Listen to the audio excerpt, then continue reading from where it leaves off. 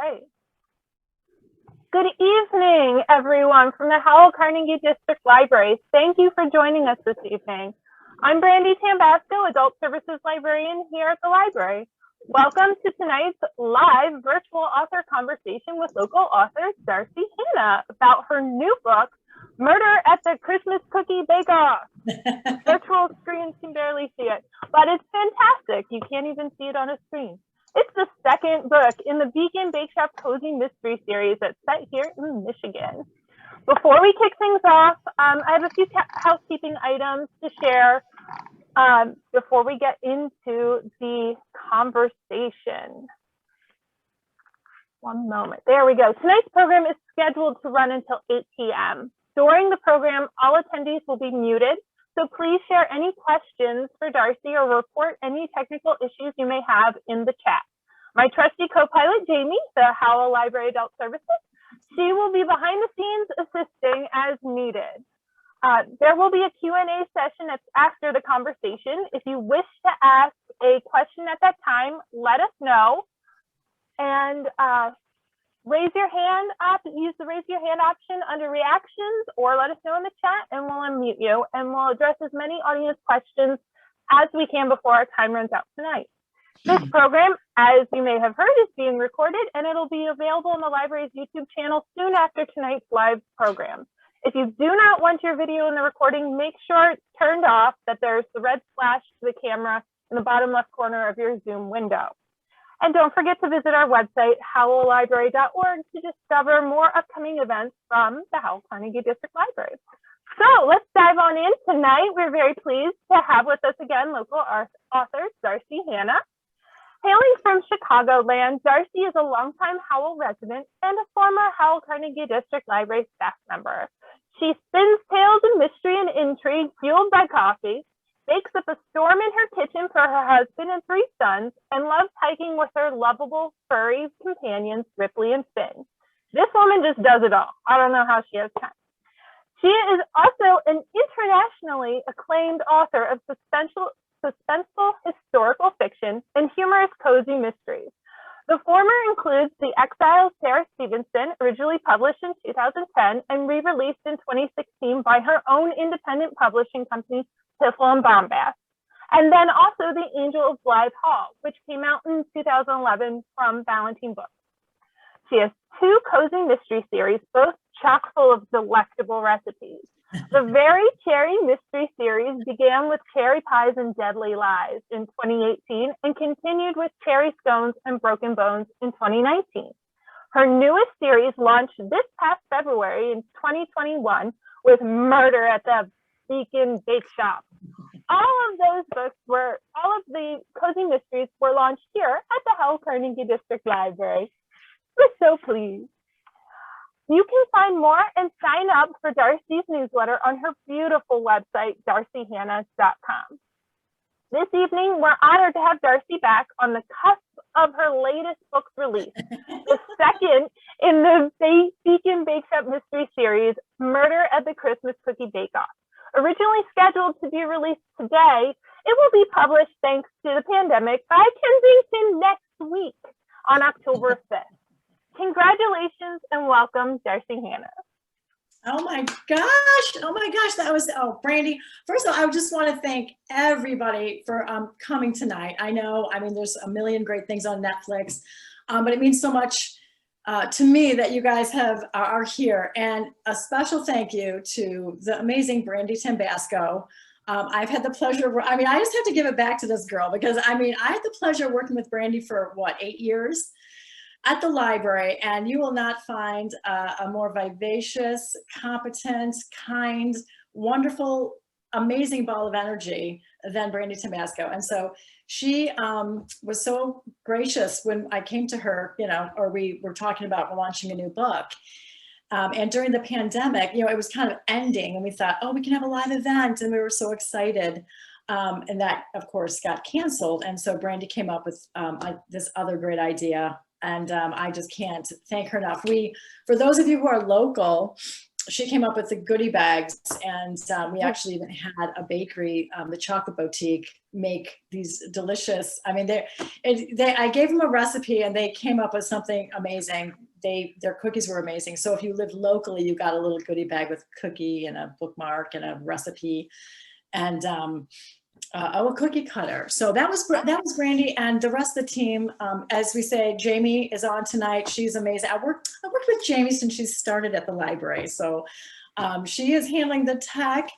And Amber, who's not here, Amber Cardam, is also part of that fabulous team, and she does wonderful graphics and everything. So everybody at the Howell Library, thank you so much. Thank you so much for doing this, and I really appreciate it. Yay, thank you. Thank you, Darci, for being with us tonight and celebrating your books each time that they're coming out. Really appreciate. We like to be part of your festivities and help support you.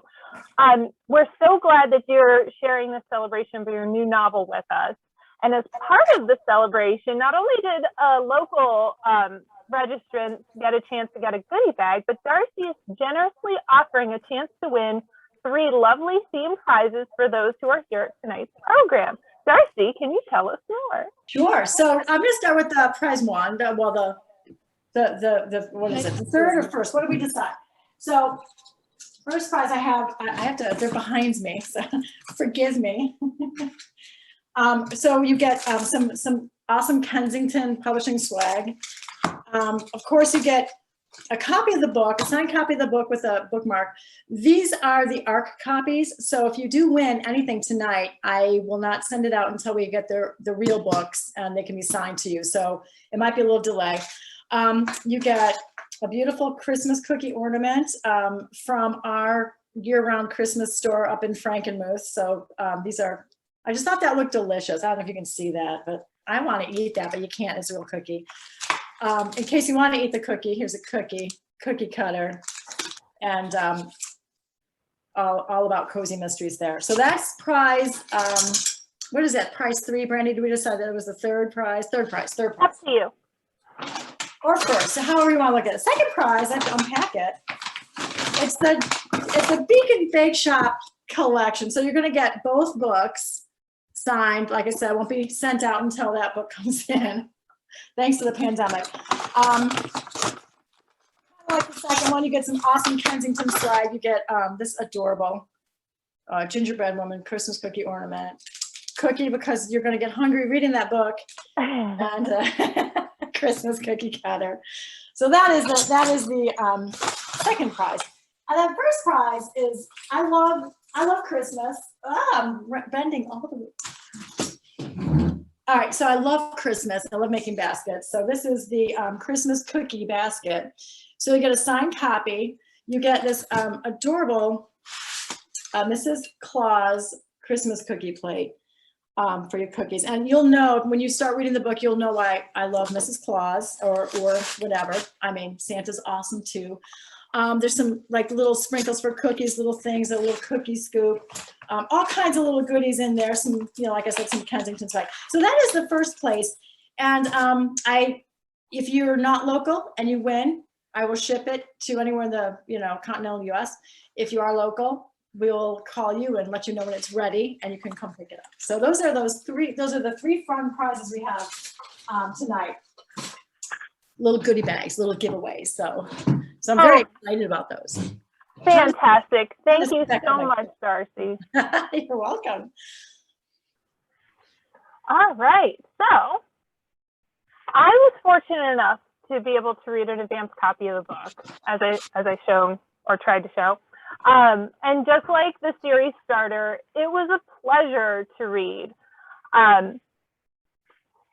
Let's see here, and even possibly better than the first.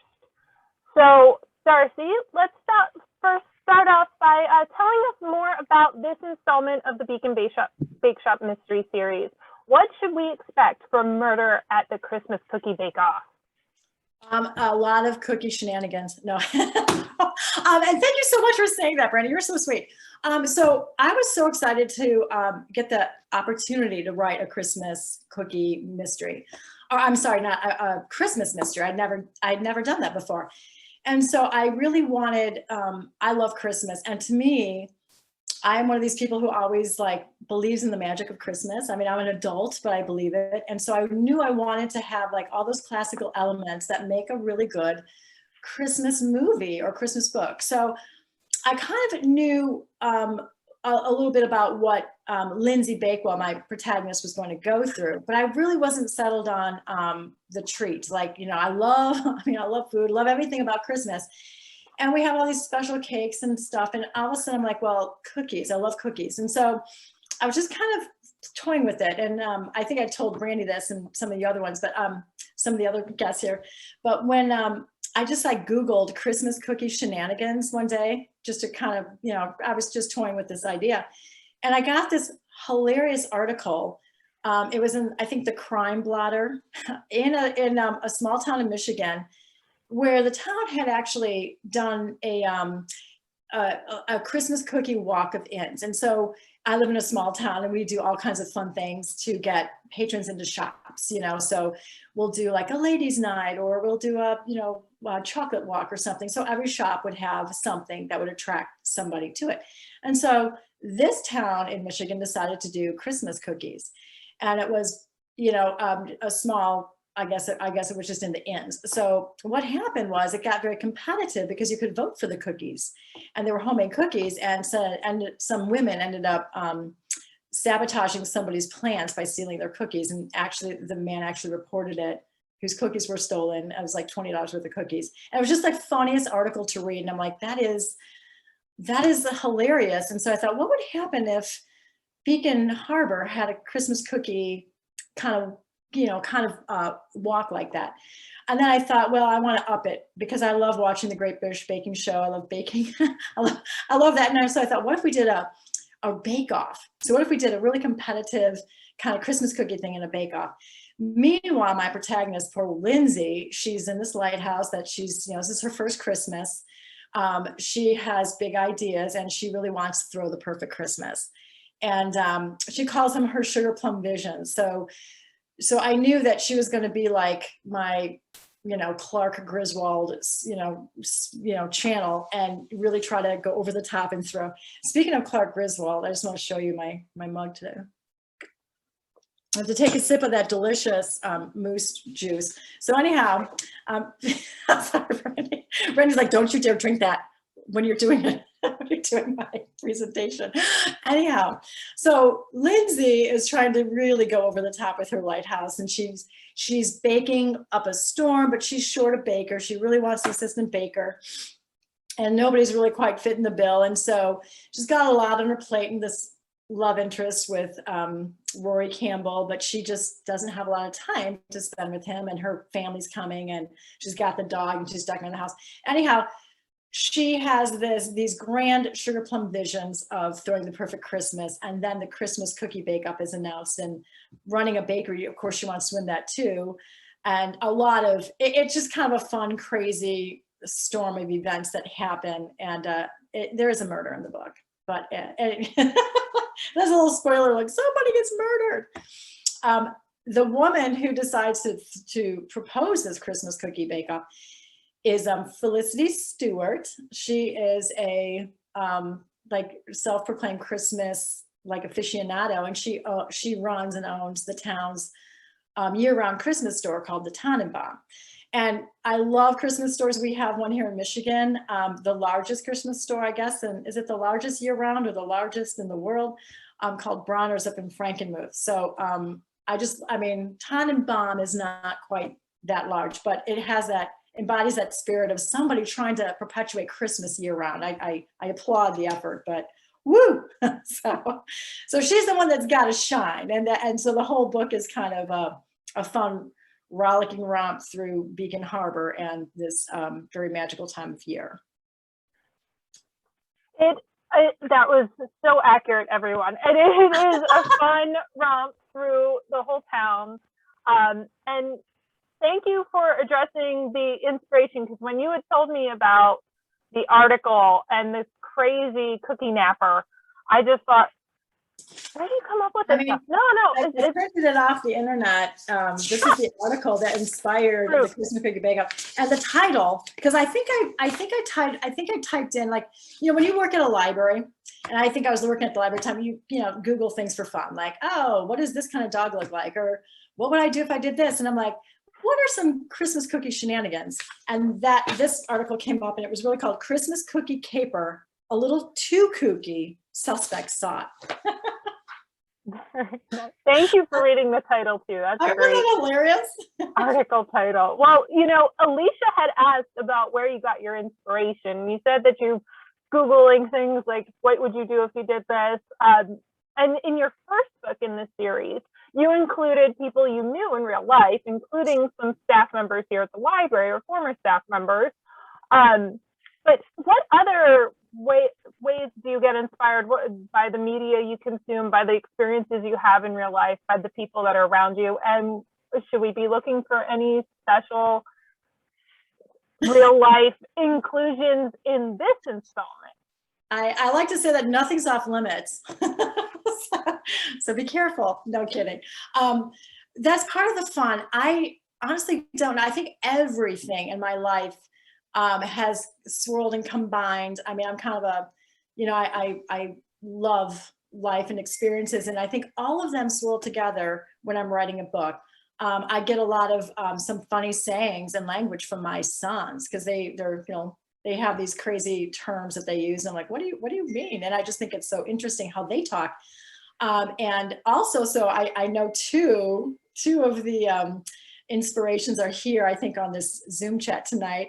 Wendy and Elizabeth. So they were pages that I worked with, these young, adorable, lovely women. And I was kind of writing, you know, or just kind of working on the novel. And they would, you know, come chat with me while they were working at the library. And I'd say, hey, and they would just tell me the funniest things about their life. You know, they're, you know, what are you guys, like 1920s now? They're all in college now. But they would just talk about these things. And I'm like, hey, would you mind if I made you a character in my book? Because I need some girls to work in the bake shop with me. So they're like, oh, sure. Now they said that, not quite. I don't know if any of them have read the book yet. So maybe they'll say, Darci, take me out of your book. But I hope that doesn't happen. But Wendy, Elizabeth, and Elaine, I don't think she's here, but those girls are based on real characters. And but their actions and whatever are, you know, their characters will progress. Oh, great. So, ideas, but yes, because they're adorable in the book and in real life, folks. Mary had asked about your writing process, about when did you start writing this and how long until you were published? When did you start writing overall, I guess? Oh, because overall, so I mean, I am not the person to talk to about writing journey. I didn't really know that I wanted to be a writer, I think, until I started having kids, but I was always a storyteller.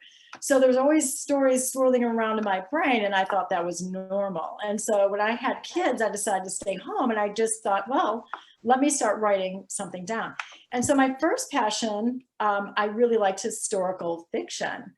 And so I started working on a long historical epic, and it was just a book that I wanted to write, not really knowing so much about the market. So I wrote this book while my kids were young. It took me about 8 years of research and writing to do that book. And when I say that, it sounds like a really long time. My kids were, you know, in school growing up, but that book was about 1,000 pages. And I just thought that was normal because I'm weird. And so when I went to try to sell that book, it was an 18th century historical epic. And I still love that book, but I got so many rejections. I got so many. And really what it was I wrote the book that I wanted, but not a book that was sellable in the market. And so when I realized, after getting hundreds of rejections, and you know, I'm pretty thick-skinned, I don't really mind rejections. And if you're a writer and you're trying to get published and you do get rejections, just remember that every rejection is really just, that is not the right agent for you. And so that's how I looked at it. And then I was told by some agents that, you know, look, this looks great, but we're not going to ever, you know, it's just too big for the market. So I wrote something smaller that fit the market. I really kind of educated myself on what was selling. And I wrote The Exile of Sarah Stevenson. And I knew when I finished that book, I said, you know, I told my husband, if I ever get published, it will be this book. And sure enough, I still had I probably had like 50, 60 rejections, 50 rejections on that one. But then I really did, I somehow got the attention of a really wonderful New York City agent, read it, took it, and got that published. So I thought I was good. But two books into it, the market shifted and I was no longer with that company. They couldn't sell what I was writing. And so I spent a few years trying to figure out what it was that I wanted to do. And that agent told me to write a mystery. She goes, you can write anything. So I wrote a mystery and she didn't like it. So I started looking for another agent. And it's just such a long process. So those books, those historical fiction books. So let me tell you that my first big book, I think I finished it in 2006. It never got published. My first book got published in 2010, 2011.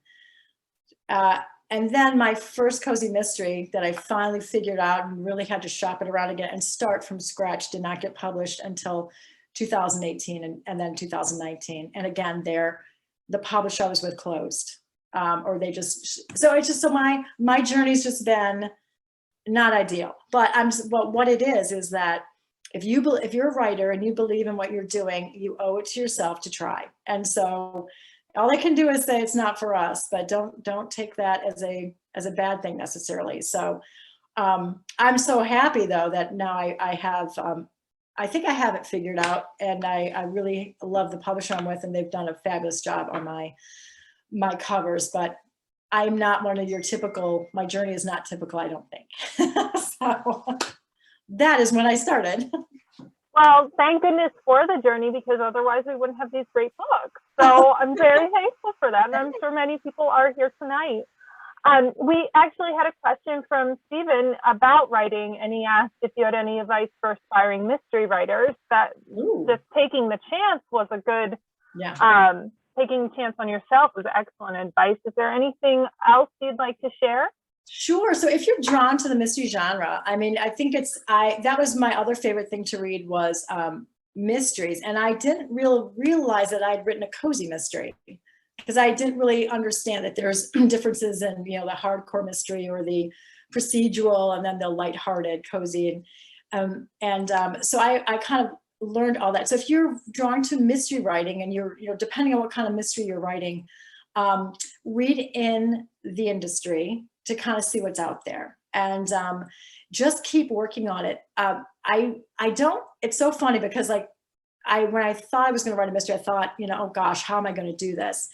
And for me, what I did is I worked the mystery backwards. I always think like, why would somebody kill somebody? And I start there. And so for me, my process is, because I'm not a violent person. And so I like to try to get that figured out and then start the mystery. If you're struggling, put it aside, take a walk, do something else. But if you're drawn to writing a mystery, definitely write a mystery and work on it, read in it, but believe in yourself, because if you're trying to do this, and you're probably meant to do this. So keep going and don't be afraid of rejections. Fantastic, inspiring words. Thank you, Darci. Oh my gosh. Jennifer did want to know, and I think this is a great question, what's a significant way your book has changed since the first draft? So I get edited. My terms sometimes are a little too peppery. I keep being reminded, it's like, oh, it's a gentler audience. And it's funny because even some things like, maybe I'll do a description too far. So that's kind of how it is. But in general, I'm not super edited. Including my historical fiction, because the way they're constructed, there's no major editing. Spelling, that's kind of my thing. Not that, I always, when I'm writing fast, I make some mistakes. But as far as the plot that you're reading, it's pretty much how I write it. I brush it up a little bit as I go. My writing process is I start at the beginning and I play the story in my head like a movie, and I write it as I see it. And so I know people who write chapters. I know people who write the ending first. I don't do that. I just kind of, watch a movie in my head and kind of shape it as I go along. And then by the time the final process happens, usually I get a comment from my editor. It's like, watch your mistakes.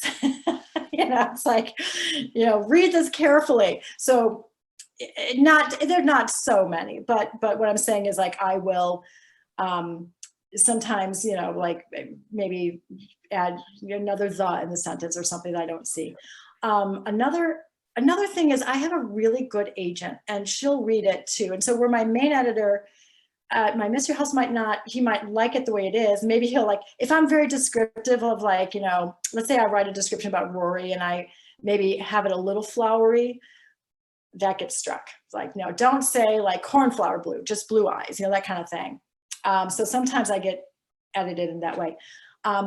If my agent reads it and she makes a note, like in this book I'm working on that I just turned in for the third Beacon Bakeshop Mystery, she had a really good point. They were visiting the morgue, or not the morgue, but the medical examiner. And she's like, whoa, whoa, whoa, they're civilians. And I'm like, oh my gosh, So I just rewrote that scene a little bit. But other than that, you're really reading the book how it's kind of coming out of me, which is kind of weird. Well, that's so neat. I've definitely heard different ways of different writers outline, end or their seat of the pants, but the movie that you see it and you write it as you play is interesting. And Marcy was asking if your characters have ever taken you in an unexpected direction. So as you're watching this movie, are they veering off, and have you had to change the killer or suspect mid-work as you're watching this? Or? That is such a great question. And they do. Like, I love like when I write dialogue, sometimes I don't know what they're going to say until they say it, and so that kind of thing. And sometimes that drives like, so I have Kennedy, if you've read Murder at the Beacon Bakeshop. Kennedy is Lindsay's friend, and Kennedy is like a loose cannon. So she has like a different attitude, and so I can hear her voice in my head very clearly. And so she might like, so the whole, like she has this double persona named Lillian Finch. And that just kind of came out one day while I was typing, and I'm like, I'm Lillian Finch. And she went to go interview somebody, and she has a podcast. So she will surprise me.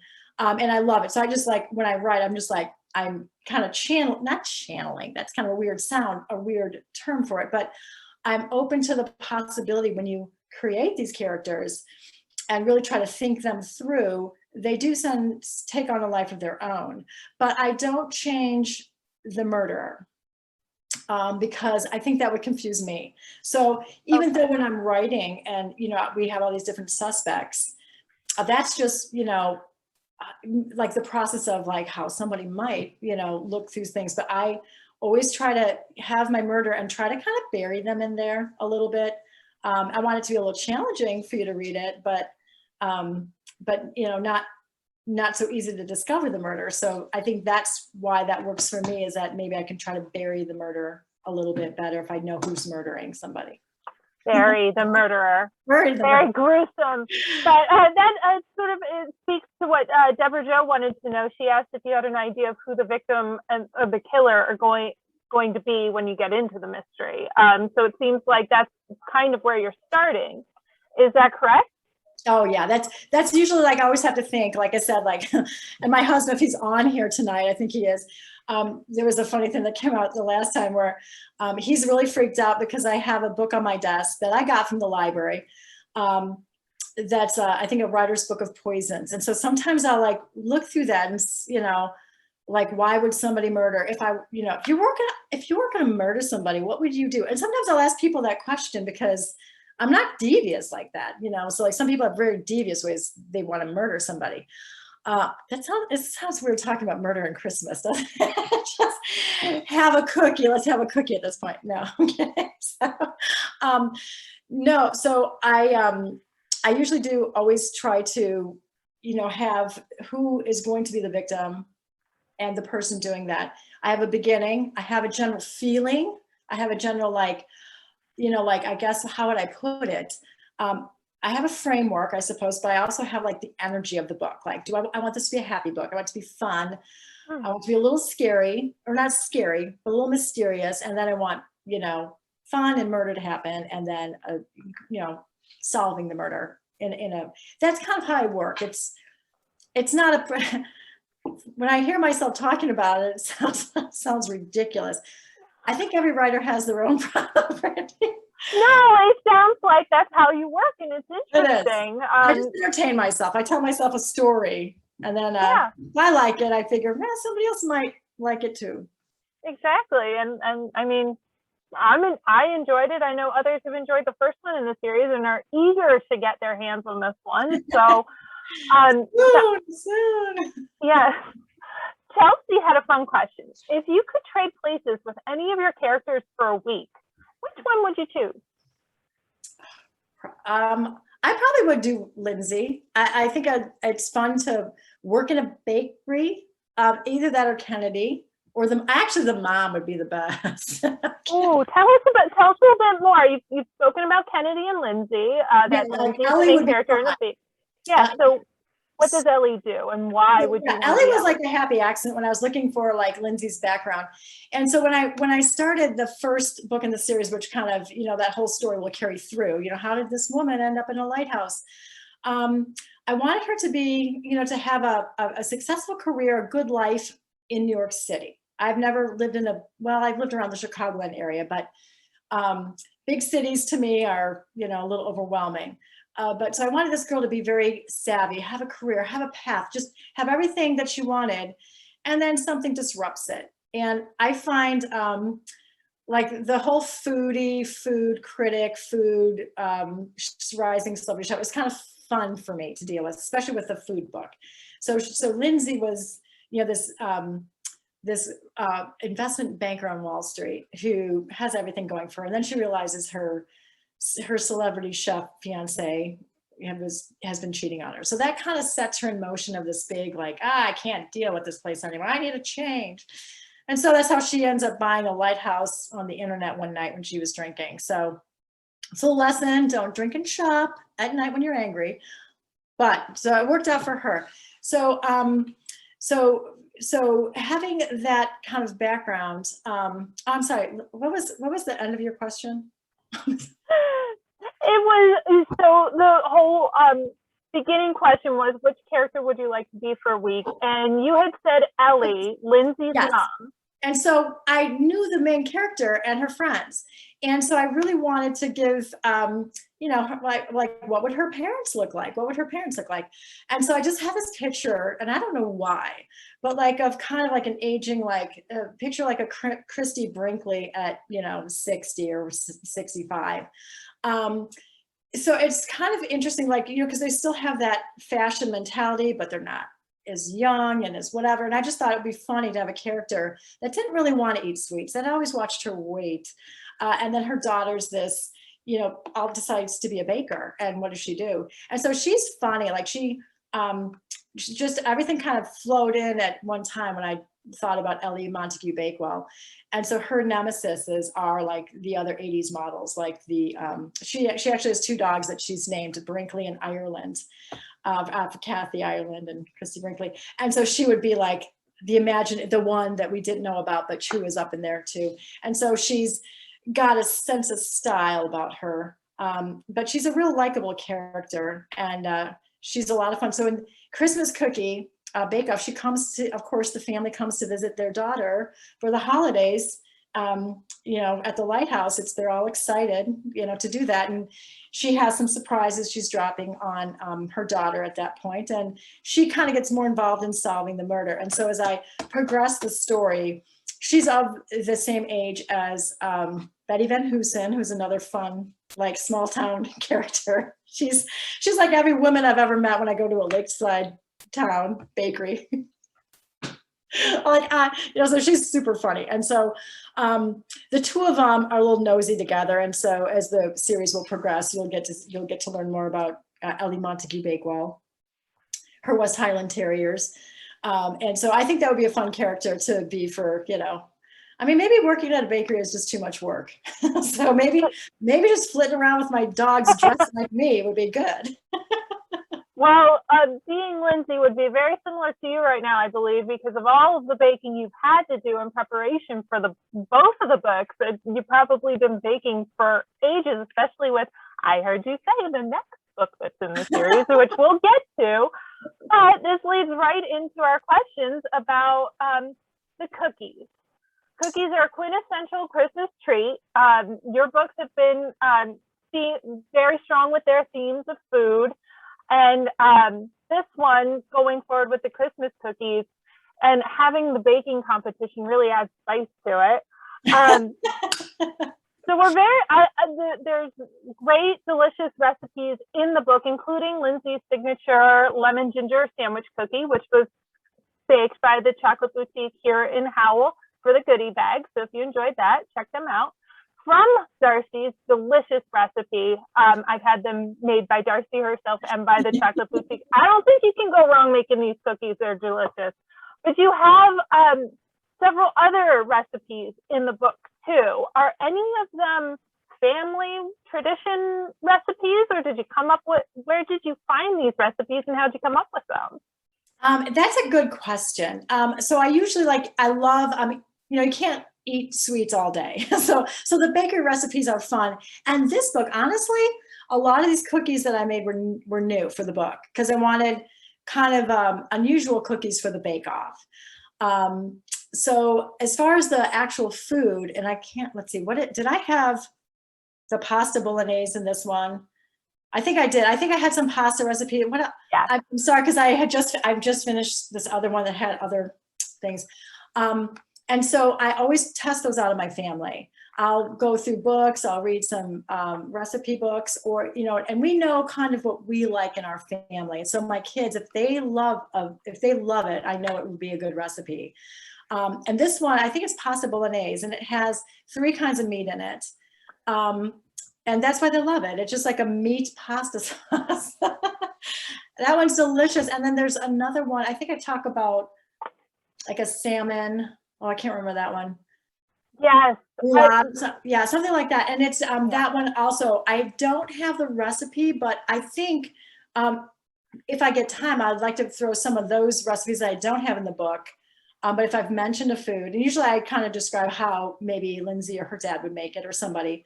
Yeah. But it'd be fun to throw those up on the website too, along with other, like some of the other Christmas cookies. We mentioned a lot of Christmas cookies in this book. And I think just the real highlighted cookies, like the winning cookies, made the cut, as well as the gingerbread muffin, which is really good. They're mentioned often in the book. And they're mentioned often in the book, Darci, and they sound amazing. Tell us more about them.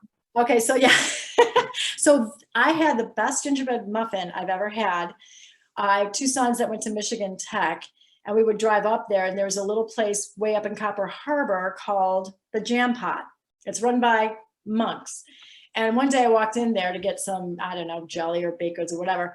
And the smell was like heaven. And, it's kind of funny because they're monks, right? So anyhow, they come out with this muffin, like literally it was the size of like an entire batch of muffins. They had these muffins, they were fresh out of the oven. Of course I bought one. I think I have a picture of me eating it. It's obnoxious. This was like from years ago. I'll post it sometime. But this muffin was so good. So I have spent my life since then trying to recreate this muffin. So I've made a lot of different muffin recipes, but the key to that one is I think there's fresh ginger in it. And just it had to be warm. It was just so good. So it just smells like Christmas. It's those, really wonderful Christmas spices in a muffin. So that was a fun one. And I think we have like some coffee drinks in there too that are interesting. So, and if anybody, finds a recipe in there I didn't get to include it in the book because I am limited. I am limited on word count, and I always push that limit.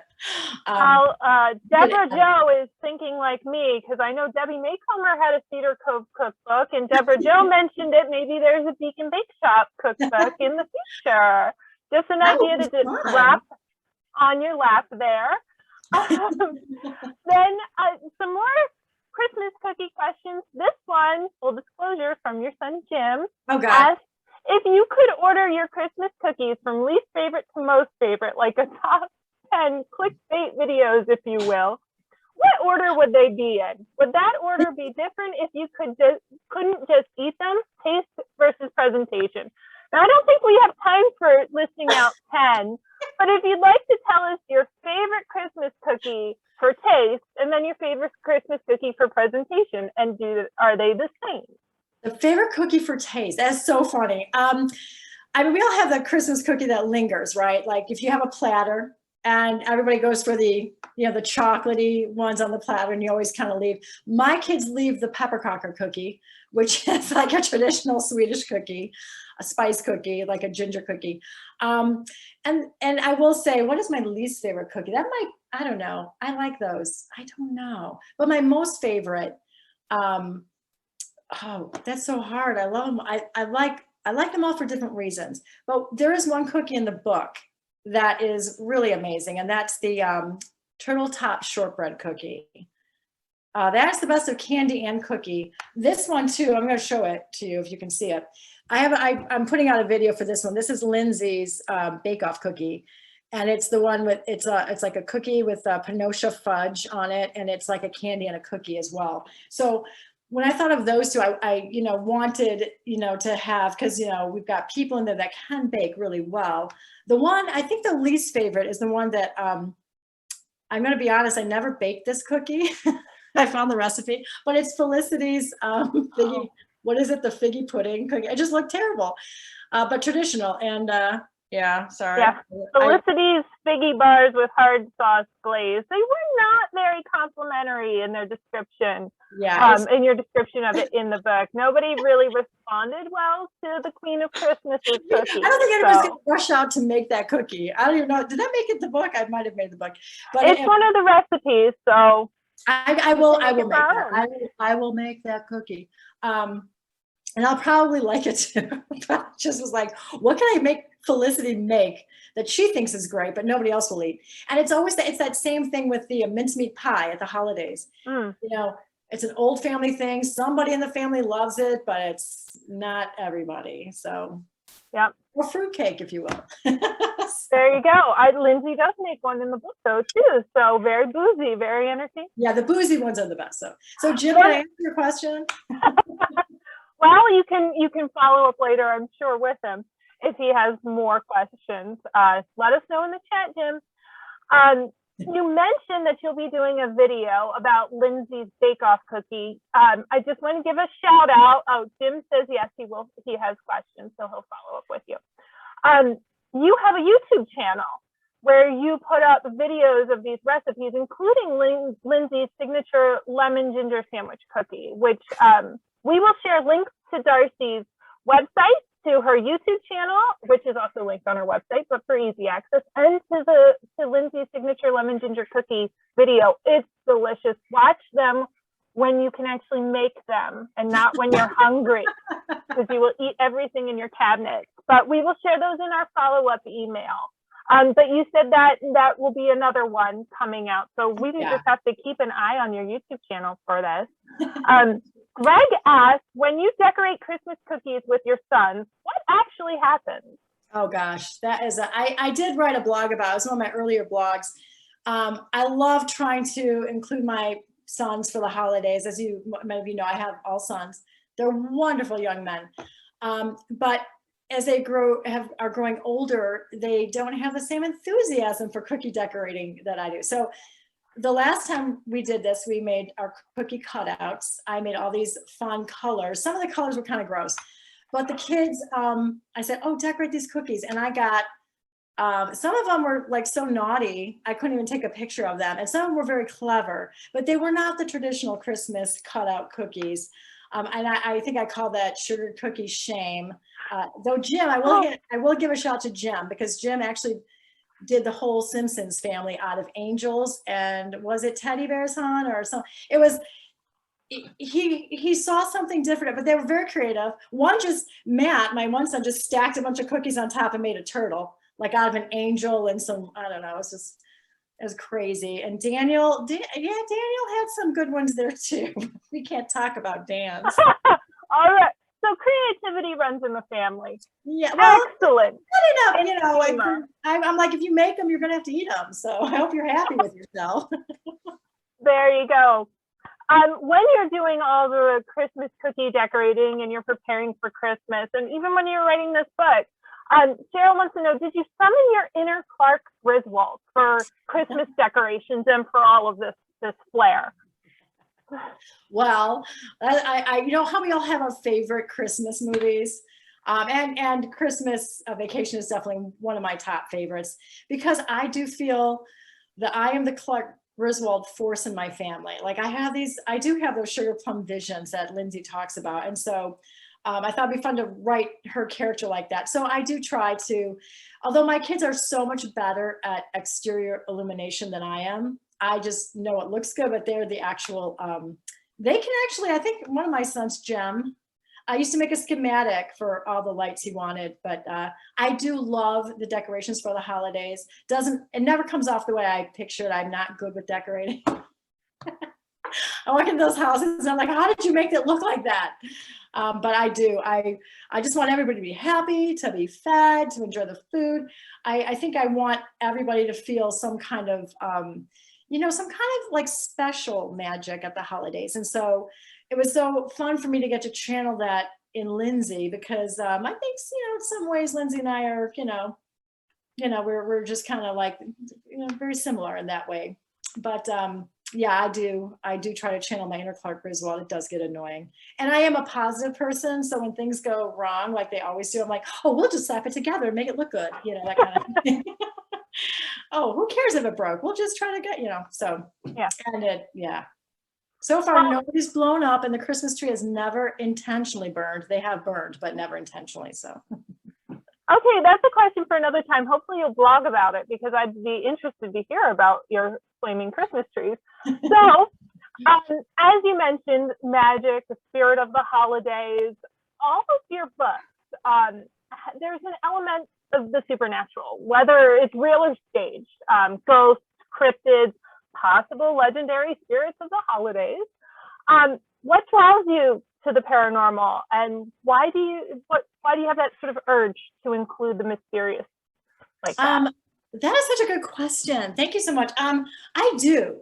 And I think for me, a story, so there's always that unknown in life. I think there's a lot more that we can see. And it's funny because like, I think I'm fascinated by those stories. Like people believe they've seen something, or they believe they've heard something, or they believe in something.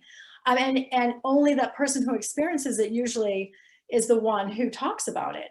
I had my younger brother was one of his part-time, you know, like little hobbies was a paranormal investigator.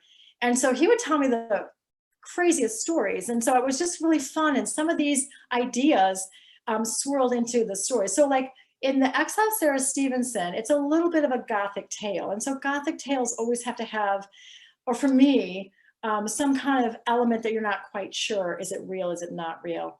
I like playing with that. But I always stick on the lighter side of the paranormal. Like you will never get a full-blown monster book for me. I like toying with it.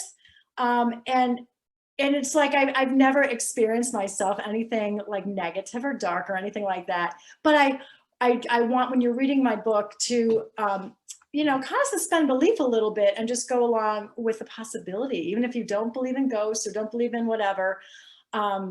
It's kind of interesting. One of the other things, when I was doing research for lighthouses, I would visit a lot of lighthouses, and I would always ask the docent or the person taking me around, I'm like, hey, so is there somebody who still lives here? You know, they look at me like, what are you talking about? I'm like, well, you know, there's a lot of, especially in Michigan, every Michigan lighthouse seems to have a story of some, you know, lingering thing. And some of them, and I write about them in the book, you know, like, so one of the characters is Captain Willie. And so he is kind of a combination of some of these things that have happened, actually occurred, or have been witnessed in different Michigan lighthouses. I throw them all in one, but like, it's not uncommon for people who are sensitive to maybe smell a smell that seems like not, you know, it shouldn't be in that place in that time. And sometimes, like, so for the captain, one of his tells is this pipe smoke. And that is something I've experienced myself, which is kind of interesting. Not sure what it is, but can pretty, you know, well, for me, it kind of connected with what it was that I was smelling. So I think kind of, if you don't believe in it, fine, don't. And it is a story. I tell fiction. But for me and for the stories and for just that little extra element, I think it's interesting to, kind of like cover it a little bit. You're never gonna, like I said, have that big monster or whatever. It's not supposed to be so scary, but intriguing. So a little different level of intrigue. You definitely have that intriguing, is it tragic? Is there something going on here in this book, which I really like because it goes with the Christmas season. So it really embodied that that lighthearted, joyful, magical experience there. I appreciated that, and I'm really glad for no jump scares. Thank you, Darci. Thank you. We had some questions about how to get your book when it comes out next week. Because of supply chain issues pushing it back, you'll be able to get it in paperback and ebook starting on Tuesday the 5th. There will actually be signed copies that you can pre-order online right now from two Dandelions Bookshop in Brighton. Darci has very kindly set that up with the shop, the great folks over there.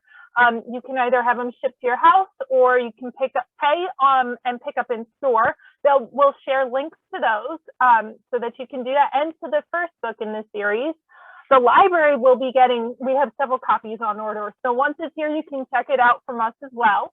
Diana had asked if this new book was going to be available in audio, and yay, it will be, just like the first book. The same narrator, Amy Melissa Bentley, will be bringing it to life again. The audio will be available on October 12th, so 1 week later than the print and ebook book here. And I wanted to let you know that Marcy said she's new to the series and it sounds great and she's excited to get started. She loves food and baking and mysteries, so I hope you enjoy. Marcy, Jamie just dropped those links to the books to purchase from Two Dandelions if you're so inclined into the chat. We'll share that again later with you. Darci, back to you now. What's in the future? You mentioned a third book. Oh yes. So I just really enjoy writing this Bakeshop books. They're fun, and as you can tell, like as I talk about the characters, they really kind of move the stories along. So when I was thinking about the third one, and we live in Michigan, which is fun. It's always full of fun little festivals. We are going to go, the title is going to be Murder at the Blueberry Fest. And that's going to be super fun. A lot of twists and turns, a lot of shenanigans again. That one's going to be, I don't really want to even tell you too much about it, but really interesting murder. Somebody dies, a lot of blueberry food. Again, the lighthouse is, Lindsay is, I don't want to say too much because no spoilers. But... No, in Murder in the Beacon Bake, Murder at the Christmas Cookie Bake Off. She's a professional baker. And so when it comes to Blueberry Fest time, I think the whole town agrees that she is not allowed to enter the bake-off. So she's in charge of the blueberry pie eating contest, which is, full-blown disgusting gluttony. So that's her event, but there's a lot of events throughout the day and things are happening during these events. So it's going to be, it was really fun to write. And so I can't wait. That one comes out, and that one was supposed to come out earlier this summer, but again, things are getting really shifted in the industry. And I'm just grateful that they are making a spot for this book. So it will come out in August, the end of August of 2022. Even though we all know blueberry season is earlier. So hopefully, I can read that into the fall and still try to make blueberry baked goods and things like that. So there'll be a lot of great blueberry treats. I think my kids have had to eat some. And then I will be, of course, trying to make videos closer to the day so you guys can be inspired to work with blueberries or blueberry types of flavors. So, but that one is a lot of fun. And hopefully I'm keeping my fingers crossed that there'll be more, Beacon Bakeshop mysteries after that. But I'm just waiting to see about that one. Oh, I'm so glad that we're having the third, even if it's going to be later than blueberry season. I'm just lucky that we're going to have that. Thank you for sharing what you could about it, Darci. It sounds like it's going to be fantastic. Now, while Jamie is going through and getting together the names for the prizes, I just wanted to see if there was anybody who wanted to ask any questions. If you'd like to raise your hand or put in chat that you want to share it, get your video on or your audio, just let us know. This is the time for you. We do have Alicia is giving you the clapping reaction. So thank you. It's very good. Good time. We're all excited for you, Darci. Thank you again so much for sharing your, and Becky is very happy. She gave you a heart. Oh, thanks, Becky. So glad that you could share with us today about this. Darci, if you want to check your chat, Jamie should have sent you them. She's even got red glasses, y'all. So they go with Christmas. There we go. It's so tiny. Winners. Okay. Okay. And Nancy is very excited. She threw you a heart too. Much love there. So all right, Darci. Third place, Robin Taylor. Yay! I know Robin and I know where she lives. Yay. So honey, you're gonna get a Beacon Bake Shop. I'm sorry. Murder at the Christmas Cookie Bake Off. I get them confused, even me. Okay. And then Nancy Race, you got prize number 2. Yay. So you get 2 books and some cool cookie things. And the grand prize goes to Diana Ezel. Is that right, Ezel? Diana, congratulations. You get the big cookie basket. Yay. Oh, we've got some very happy people. Marcy is very happy about how all this is going. Everybody, they're throwing out all sorts of clapping and love. Oh, Darci, there's so much love and support that's going on here.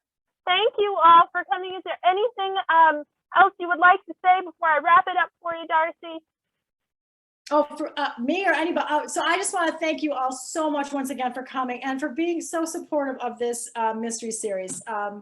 It has been such a pleasure for me to write and to share some of my passions, for baking and lighthouses and little ghosts maybe, and humor. And my main goal with this book is just basically to sweep you away from your everyday life and take you on an unexpected yet fun adventure, even if murder happens. But thank you so much for all your support, everybody, and for showing up, and big loves to you all. Thank you so much. And Brandy, Jamie, you guys rock. Oh, thank you, Darci. And thank you too. And Marcy summed it up, said congratulations on the release. And also congratulations to our winners. Darci, thanks again for celebrating your new book with us again. Everybody, you can check out Darci's website, darcihannah.com, so that you can follow, sign up for her newsletter, follow her YouTube, see what else is coming out, and you can, there are links there to get a copy of your own book for your very own self. And you can also follow her culinary escapades and adventures with her adorable furry companions on there. Jamie just shared in the chat a link to our evaluation for the program tonight. Please take a few minutes to tell us what you thought of the event. That helps us do more wonderful programs like this and bring them to you, things that you would actually want to attend. And visit our website, www.howelllibrary.org, to discover more upcoming events from the Howell Kearney District Library. Tthank you, everybody. Good night. Thank you. Thank you. Thanks for coming.